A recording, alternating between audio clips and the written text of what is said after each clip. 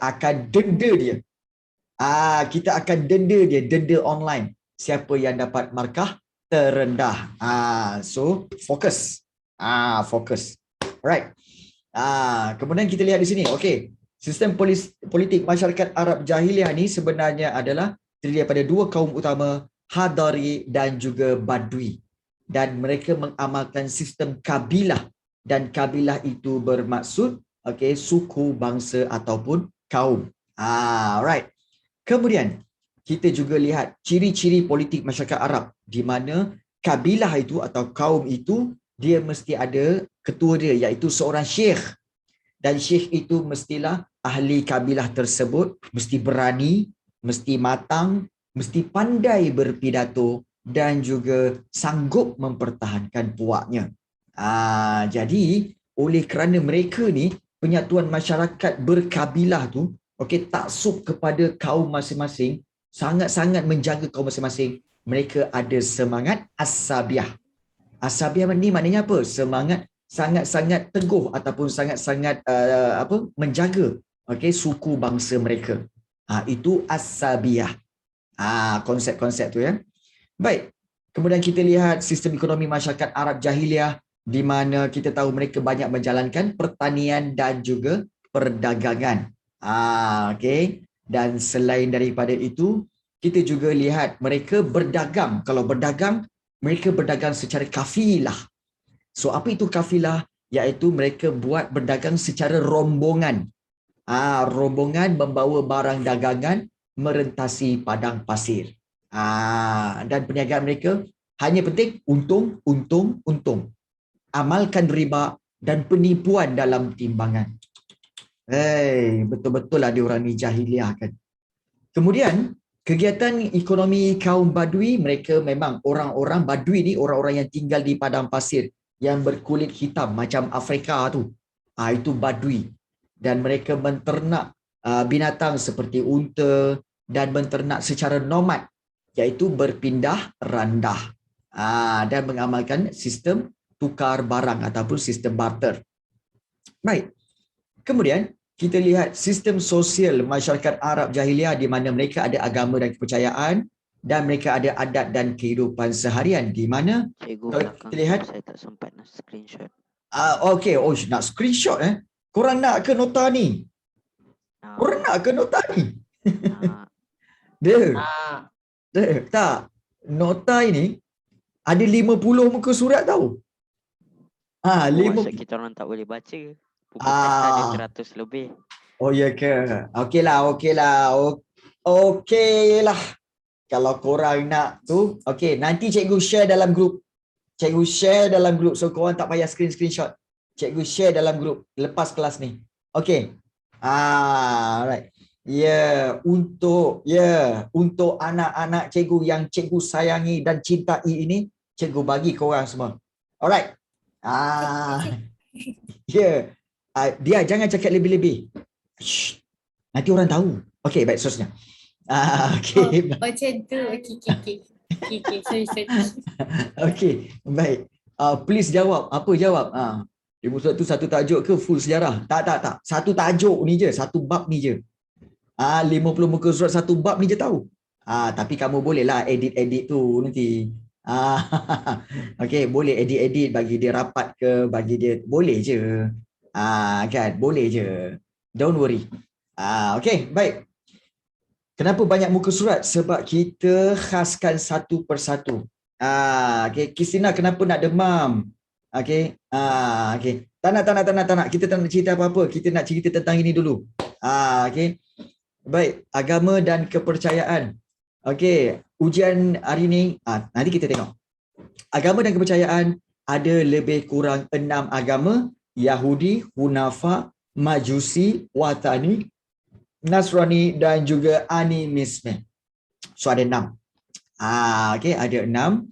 Kemudian kita lihat adat dan kepercayaan mereka. Dalam seharian, mereka amalkan tilik nasib, percaya pada ahli sihir dan kuasa azimat, memandang rendah pada kaum wanita, melakukan maksiat lah seperti ini, berjudi, kemudian ada apa ini? Iaitu berzina, minum arak, Orang suruh minum teh tarik, minum arak pula. Kan? Mana boleh minum teh tarik pun dah mabuk kan. Pergi minum arak juga. Buat apa? Kan? Saya minum teh tak guna cawan. Saya terus minum dari jug tu. I see. Bersikap angkuh. So, saya tanya, apa itu berzina, cikgu? Berzina itu bermaksud membuat hubungan lelaki perempuan sebelum berkahwin. So, itu bermaksud berzina. Okay. Ya, akhirnya. Cikgu, Widya dah ajar cikgu. Rupa-rupanya bukan sebut teh, tapi sebut teh. Yeay. Okay, baik. Kat grup ke? Belum? Yeay. Okay, baik. Fuyo. Yeay, teh. Okay, baik. Betul. Jom kita lihat. Kan pandai. Okey. Kemudian sikap baik masyarakat Arab Jahiliah, tapi dia ada sikap baik dia, iaitu mereka ada memuliakan tetamu, menepati janji, hormati tuan rumah, menjaga kehormatan diri, gigih dan sanggup berkorban untuk tetamu. Mereka pandai bersyair lah. Bersyair, bersajak dan juga berpidato. So itu tentang latar belakang masyarakat Arab Jahiliah. Jadi kita nak lihat seterusnya iaitu berkaitan dengan kemunculan dan perkembangan tamadun Islam, iaitu kita tahu tentang kisah sirah Nabi Muhammad, iaitu Nabi Muhammad dilahirkan pada 12 Rabiul Awal, kemudian bapanya Abdullah bin Abdul Muttalib tetapi telah meninggal dunia, kemudian Aminah binti Wahab juga meninggal dunia semasa Nabi berusia 6 tahun, kemudian baginda telah dipelihara oleh datuknya Abdul Muttalib, tapi selepas 2 tahun, datuknya juga meninggal dunia. Dan kemudian Nabi dipelihara oleh bapa saudaranya, Abu Talib. Oleh kerana beliau menjalankan perniagaan milik Siti Khadijah, maka Siti Khadijah telah berkahwin dengan Nabi Muhammad. Okey. Baik. Kemudian, Nabi Muhammad apabila menerima wahyu pertama pada 17 Ramadan ini, wahyu itu maknanya ayat-ayat daripada Tuhan. Pada umur baginda, umur dia 40 tahun baru dapat wahyu ini. So bermula dengan perkataan Iqra, maknanya dia kata apa? Okey, bacalah. Maknanya apa? Asas kepada tamadun ialah membaca. Iqra. Seterusnya, kita lihat wahyu kedua pula, iaitu surah Al-Mudassir, iaitu surah ini adalah mengisytiharkan Nabi Muhammad SAW sebagai pesuruh Allah ataupun Rasulullah. So itu adalah, dan baginda diwajibkan menyampaikan ajaran Islam. Okey. Adakah kena hafal wahyu? Tak ada. Tapi kamu kena ingat wahyu apa, surah apa? Iaitu surah Al-Alaq dan juga surah Al-Mudassir. Itu kena ingatlah. Yang bukan tamadun terakhir, tamadun yang terakhir kita belajar. Okey. Tak ada Adam. Jarang ada. Nanti kita tengok.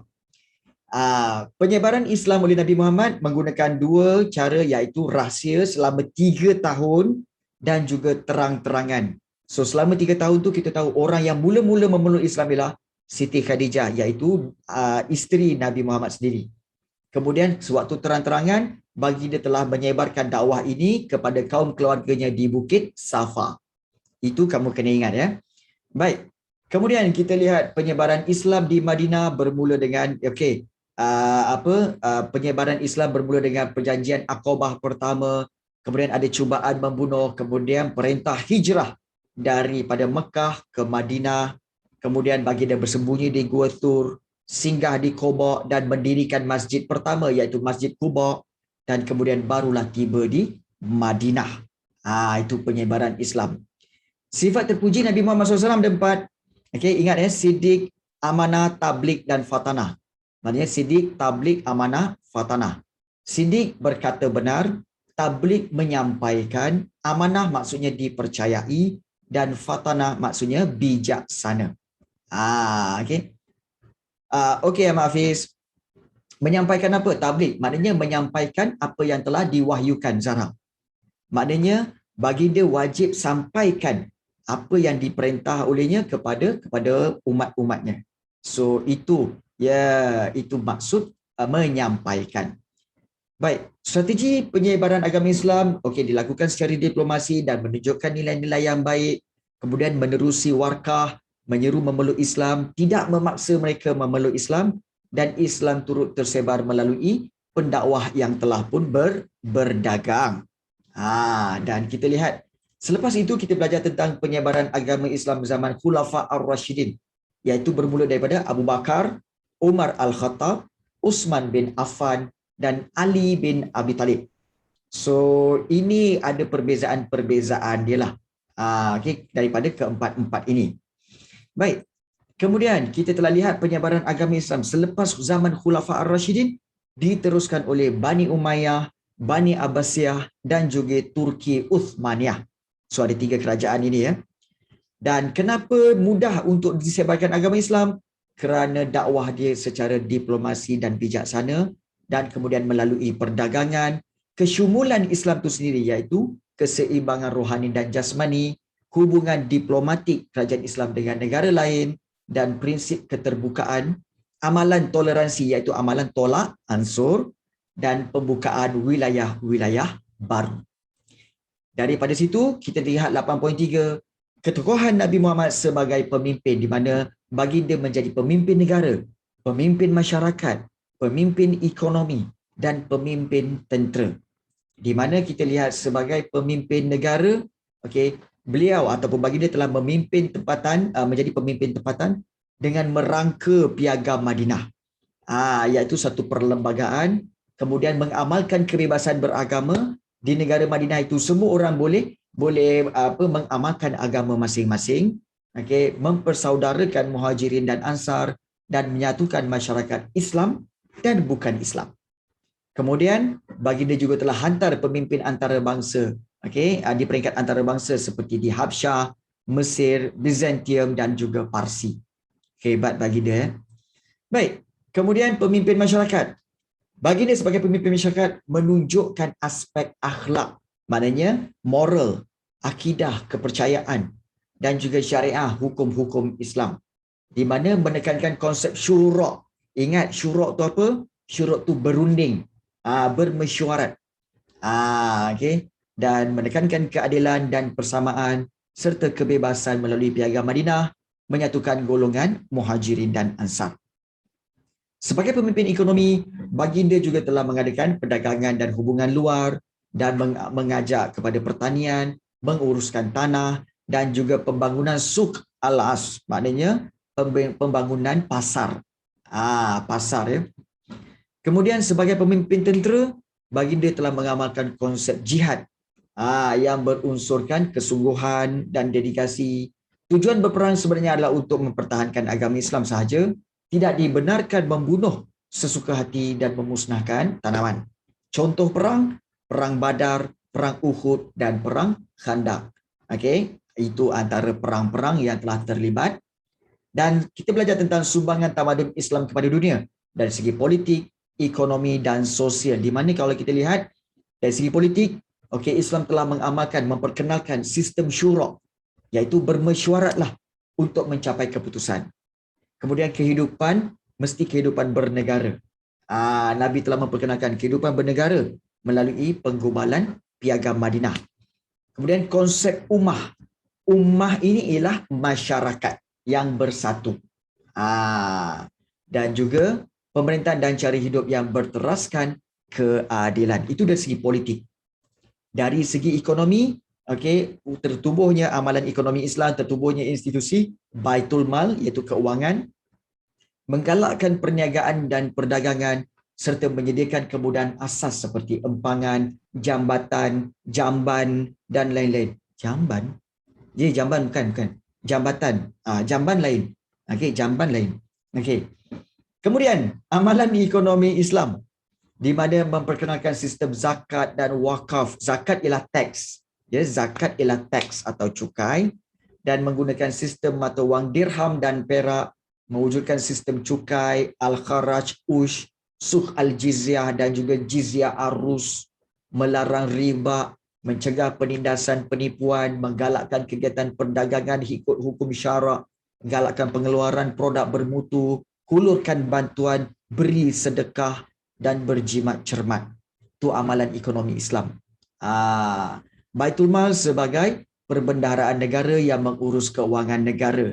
Dan sampai sekarang ada lagi ya.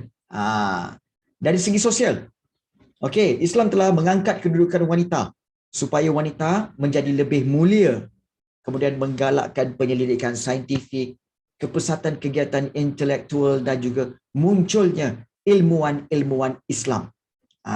Iaitu Islam mengangkat kedudukan wanita sebagai memuliakan, contohnya Siti Aisyah binti Abu Bakar As-Siddiq. So perempuan pun dah dapat pendidikan. Okay. Begitu juga menggalakkan kegiatan saintifik ya. Kalau kita lihat kegiatan saintifik seperti penyelidikan dalam pengairan, pemilihan benih dan baja bermutu, so teknik cantuman untuk menghasilkan bunga dan buah. So ini memang kita katakan sebagai Islam menggalakkan penyelidikan saintifik. Begitu juga kepesatan kegiatan intelektual di mana masjid-masjid di Kufah, Damsyik, Basrah, Cordoba dan Toledo, kebanyakan masjid menjadi institusi pendidikan, tempat mereka belajar mendapatkan ilmu. Hebat. Memang hebat ya. Jadi di sinilah kemunculan tokoh ilmuwan Islam seperti Jabir bin Hayyan, iaitu ilmu sains dan kimia, Ibn Sina ataupun Avicenna dalam perubatan, Al-Kindi dalam falsafah, kemudian Al-Battani sebagai ahli astronomi dan fizik, dan falak. Kemudian Al-Biruni iaitu ahli geografi, Al-Khawarizmi iaitu ahli matematik, dan juga Ibnu Battuta dalam ilmu pelayaran. Falak ni sebenarnya adalah ilmu mengkaji bintang. Mengkaji bintang itu ilmu falak. Macam mana dengan cikgu? Jangan risau. Kita go through sekali lagi nanti. Baik, sumbangan tamadun Islam dalam bidang seni bina, iaitu kita tahu seni bina. Ada yang tanya, cikgu, tamadun Cina ke tamadun Islam dulu? Tamadun Cina ke tamadun Islam dulu? Kalau ikutkan sebenarnya ianya adalah tamadun Cina dulu. Tamadun Cina dulu ya. Barulah datang tamadun Islam. Yes. Baik. So seni bina Islam bermula dengan pembinaan Masjid Quba, iaitu masjid yang pertama sekali dibina dalam Islam. Sama-sama. Dan ciri-ciri seni bina Islam mestilah binaan kukuh, ada ruang cahaya, kemudian berunsurkan luahan perasaan aman dan damai, reka bentuk yang disesuaikan dengan iklim setempat, dan juga terdapat ruangan memisahkan lelaki dan wanita. Sebab kalau lelaki dan wanita tidak dipisahkan, maka akan bercinta lah, tak jadi solat. Baik. Astaghfirullahalazim. Baik. Pembinaan menara, mihrab dan mimbar. Dalam Islam, ini adalah seni bina Islam, iaitu menara yang dibina berbentuk tirus dan memuncak tinggi. Tujuan dia memastikan laungan azan didengari dari jarak jauh. Kemudian mihrab ialah berfungsi sebagai penanda arah kiblat dalam masjid itu sendiri. Itu mihrab. Kemudian mimbar, tempat imam membaca khutbah dan biasanya kedudukannya tinggi supaya boleh dilihat oleh seluruh jemaah. Itu mimbar. Kita dah tengok hari itu kan? Mimbar. So, dan juga Islam menggalakkan perhiasan yang indah. Ada ukiran, ada kubah yang cantik. Pernah naik ke mimbar? Pernah? Cikgu pernah naik mimbar itu. Dan menghasilkan keunikan reka bentuk. Reka bentuk masjid yang melengkung. Melengkung, melambangkan perasaan hormat dan tunduk apabila memasuki masjid itu. Dan penggunaan air dan cahaya berfungsi menimbulkan kesan dari segi penampilan ruang itu sebenarnya. Cikgu pernah naik ke mimbar ke? Ya. Cikgu baca khutbah ke? Tak. Cikgu naik ke mimbar tu untuk pasang dia punya mikrofon. Itu zaman dululah. So, cikgu tak baca khutbah, cikgu pasang kat mikrofon. Cikgu siapa je yang boleh naik mimbar tu? Sudah tentulah Tok Imam ataupun khatib. Cikgu nak selfie saja. Tak ada, cikgu tak selfie pun. Kemudian mempunyai elemen estetika binaan-binaan itu, ada ukiran arabes dan ada motif kaligrafi, ada geometri dan juga cakrawala yang berfungsi memberi ketenangan dan keselesaan. Dan perlu menyesuaikan bentuk masjid itu dengan iklim setempat. Kalau di iklim setempat, kalau masjid di Nusantara ni, di Tanah Melayu ni, banyak yang ada tingkap supaya untuk kesan penyejukan dan pengudaraan. So kalau di tempat lain, okey, masjid-masjid ini akan disesuaikan dengan tempat-tempat lain. Contohnya kalau di China bentuk macam kuil ataupun istana. Kalau di Turki Osmania bentuk dia macam banyak kubah, kubah seperti Masjid Sultan Ahmad yang kita baru pergi kelas sebelum ini. Masjid Biru tu kat mana? Masjid Biru tu lah dekat Turki. Ya. Yeah. Cakrawala tu apa cikgu? Cakrawala tu adalah iaitu segala unsur-unsur bulan dan bintang serta matahari. Ku petik bintang-bintang, okey, untuk diserahkan pada kamu seorang. Cia sangat. Okey, baik. Seni bina masjid di India. Okey. Kalau di India, masjid-masjid dia ada pintu gerbang yang besar dan dia ada berbentuk bawang dan lengkung. Okey, dia ada berbentuk bawang dia punya kubah tu. Okey. Ya. Itu istana. Okey. Itu adalah bentuk-bentuk masjid sebenarnya. Ya, Taj Mahal adalah istana sebenarnya. Okey. Jadi, secara kesimpulannya, tamadun Islam telah menyinari dunia dalam pelbagai aspek sama ada politik, ekonomi maupun sosial, dan tamadun Islam banyak memberikan sumbangan yang besar dalam membentuk kehidupan manusia yang lebih baik dan berkualiti. So, itulah yang kita telah pelajari secara pantas dalam bab 8 ini. Okey, ada soalan tak sebelum kita nak memulakan okey, soal jawab kita sebentar lagi. Ada tak negara yang tak langsung Islam? Setakat ini tak ada. Setakat ini tak ada negara yang tak ada Islam. Semua ada Islam. Ya. Ada soalan? Macam ada soalan ternanti-nanti soalan. Ya. Okey. Baik. Okey, tak ada. Cikgu tak share result malam ni, cikgu tak share result. Cikgu, Israel ada Islam ke cikgu? Ya, ada. Dekat Palestin tu ada. Okey, kat Palestin tu ada. Yes, Rubesh. Ya, ada soalan. Silakan. Bukan, Taj Mahal sebenarnya adalah sebuah istana. Ya, kita tak boleh. Tak boleh. Okey. Ya, saya. Ujian itu ialah kuisis ke? Ujian pada hari Sabtu ni. Okey. Untuk hari Sabtu ini akan dalam Google Form. Tapi malam ini latihan kita buat dalam quizzes.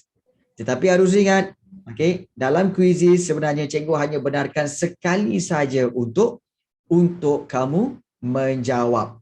Sekali saja, dia tak boleh masuk 2 kali sebab cikgu dah settingkan supaya kamu tidak boleh masuk 2 kali. Okey, so mohon maaf banyak-banyak. Sekali saja boleh cuba. So kenapa tak buat quizzes? Tak ada. Okey, untuk ujian kita tak boleh buat quizzes sebab sana nanti ada power up lah dan sebagainya. No. Okey, kita tak nak. Jadi ya, kita akan buat yang malam ini kita akan buat dalam quizzes. Alright. Sekarang kita buat dalam quizzes. Okey. Berapa question akan ada? Nanti kamu masuk, kamu tengok. Okay. Okay. Alright. So, yeah. Okay. Dah sedia Okay. Objektif juga. Okay. Ujian kamu akan dibuat dalam bentuk objektif sahaja. Okay. Sahaja alright. Bab apa? Bab 7 dan 8. Untuk ujian nanti. Hari Sabtu nanti Bukan hari ni. Hari Sabtu nanti. Alright. So, sekarang bab apa? Sekarang bab 8 sahaja. Bab hari ni bab 8 sahaja. Okay. Baik. So kita okay. Yeah. Ada ujian online. Ujian ni lah. Tak, hari Sabtu ni hanyalah semata-mata objektif sahaja. Tidak ada subjektif. Tidak. Okey.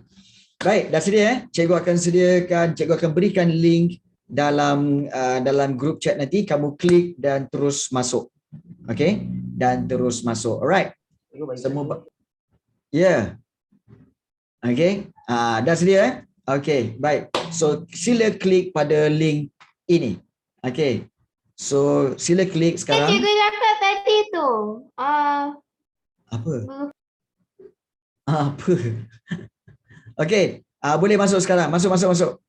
Masuk. Okey.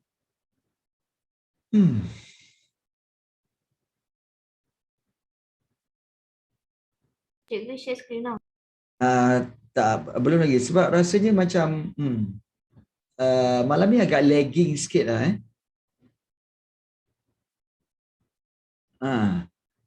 agak lagging sikit. Ya. Okey. Baik, cikgu akan sharekan dekat sini. Okey. Belum. Belum kita tunggu semua masuk ya. Okey. Kita akan tunggu semua masuk. Alright, so kita akan lihat. Alright. So kita lihat kat sini siapa ada. Okey. Tak perlu kot. Boleh masuk kan? Ke kena register baru boleh masuk? Cikgu, Ya. boleh tak hantar link lagi dalam chat? Maksudnya? Dah hantar ini game quizzes kan? Ya, betul. Boleh tak hantar link quizzes? Okey, boleh. Alright. Terima kasih. Alright. Kena register. Zulaika, cuba register terus pakai kamu punya email. Okey. Cuba pakai kamu punya email. Okey. Baik. So kita sekarang ni ada Cikgu tak sempat tekan ke? tak sempat tekan. Maksudnya? Yang link tu. Tak sempat tekan pula. Kenapa? Tak dapat? Okey, ini link dia. Okey. So kita lihat di sini ada Arif Zahid, Nick Fatin, Dia Widian, Rubesh, Zahra Syasmin, Sasi, Mia, Afiq Azli. How are you using quizzes? Tekan je. Alia, register je. Register je. Okey. Jap, cikgu tengok. Okey, Sasi, Mia, Afiq Azli, Abdul Qayyum, Almira, Haisha, kemudian Ammar, Akisha, Adib Ashraf, Khalisha, Sulaiman, Zarif, Santosh Pillai, Edel, Adam, Haris, Putri Dayana, Santosh, Amirul Haziq, Mariam Kistina. Cikgu, Yep. apa join code? Join code dia adalah sekejap. Ini dia. Nampak tak kat skrin? Nampak? Okey. Okey. So itu join code dia. Okey, itu join code dia. Kalau dia tanya join code, ini join code dia. Okey, 718279. Alright. Okey, so Nur Ariana pun dah ada, Irfan, Loki, dan juga Alia Rasha Tasnim, Amar Kawi dan juga Nafis, Tiru pun dah ada. Banyak nervous. Ayah. Mariam Kistina dan juga Razan. Yang lain-lain mana? Come on. Masuk. Masuk. Tunggu sekejap, dia suruh sign in dulu dalam Google account. Google. Sign in Google account. Okay, masuk. Irene, boleh Irene? Irene boleh?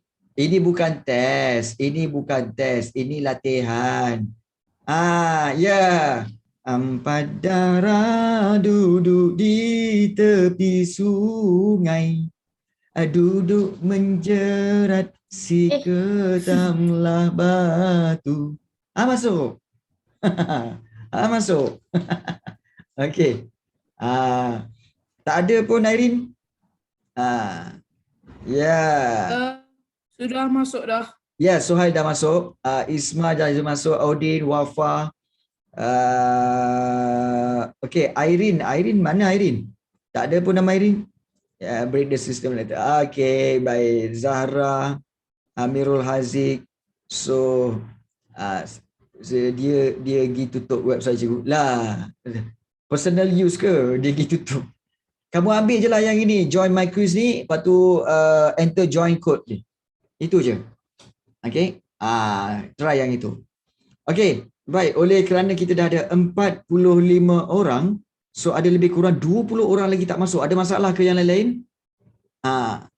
Ada masalah tak? Saya nak rename balik. Okey. Mana Dah masuk dah tali tukar nama? Okey. Tak boleh masuk juga? Okey.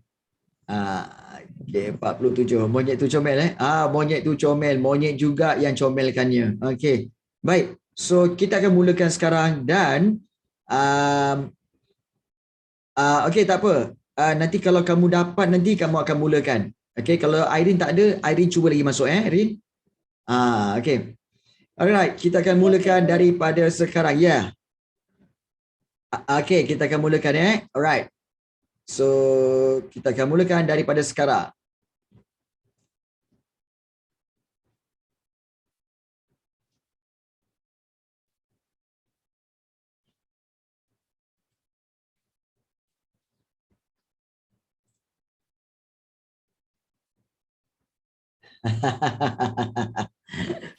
Aku faham jawapan dia Cikgu, banyak saya tak sangat. boleh buat quizzes pun.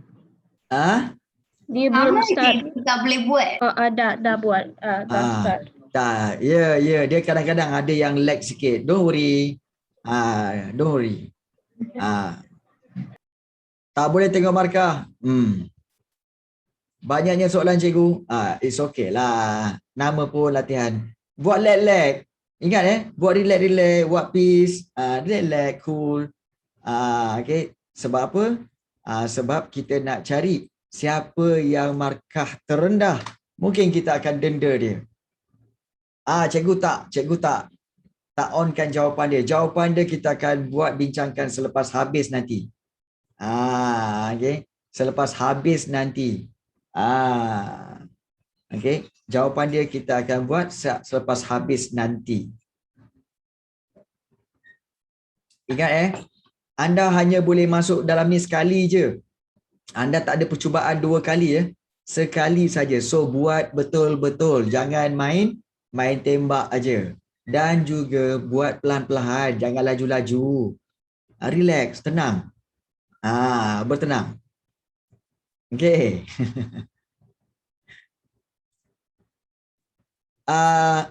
Cuba lagi Aisyah. Tidak Kaisarah. Cikgu tak akan letakkan tak letak tu. Tak letakkan markah dalam grup. Okay, don't worry. Ini untuk latihan kita sahaja. Okay. Okay, bertenang. Okay, pelan-pelan. Tak perlu laju-laju. Sebab once kalau dah habis, kamu tak boleh cuba lagi Kamu dah tak boleh cuba lagi. Once kalau dah habis, kamu tak boleh cuba lagi. Dia ini je lah. So, buat betul-betul. Okay.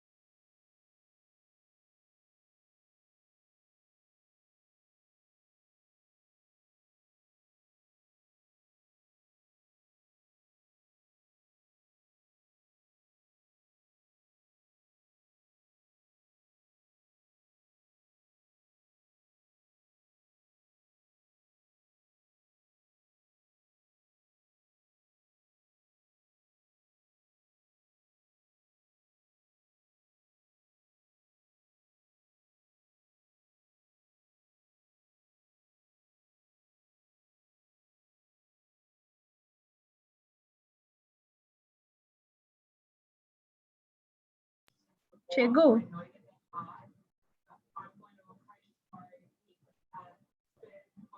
Ya, berapa masa kita akan ada? don't worry, buat sampai habis. Okay. Okay.